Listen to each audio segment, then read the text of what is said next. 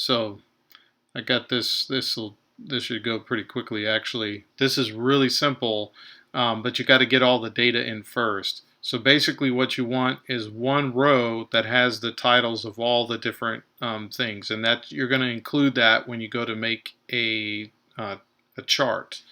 Okay, and then you're going to populate the different times, all the different temperatures for the air, the different temperatures for the water, the sand, and the metal, and so on and so forth. This is super easy. So you click on time, and you see this little box right here. You drag this. Actually, I think you got to like click in the box and drag it and highlight everything right here. Don't highlight any extra boxes. You definitely want these like little labels. It's automatically going to make this first column the X. So my problem was I just didn't put enough data in there.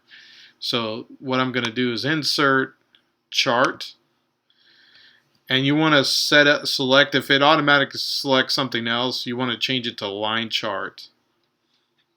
And you get this cool, you can drag this thing around. It's already got the labels of time, and it's got the different slopes of the graph. You can get super fancy with this too. You can find out remember the inverse of this is proportional to the specific heat. But you can find out the slopes too. You can go and edit chart. You can go into let's see, series, and it's already got trend lines because it's a line. But you need to click that and click on linear, use equation, and see this right here. This shows that they all started out, that's the y-intercept, they all started out with a temperature of 25 degrees. And this shows the slopes of all the different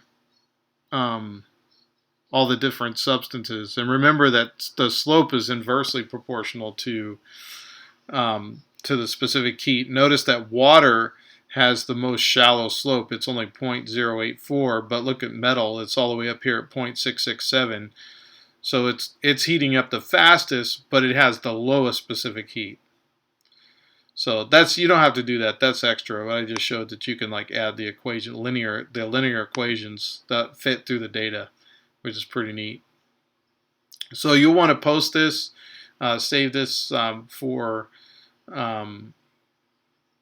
save this for your assignment and upload it.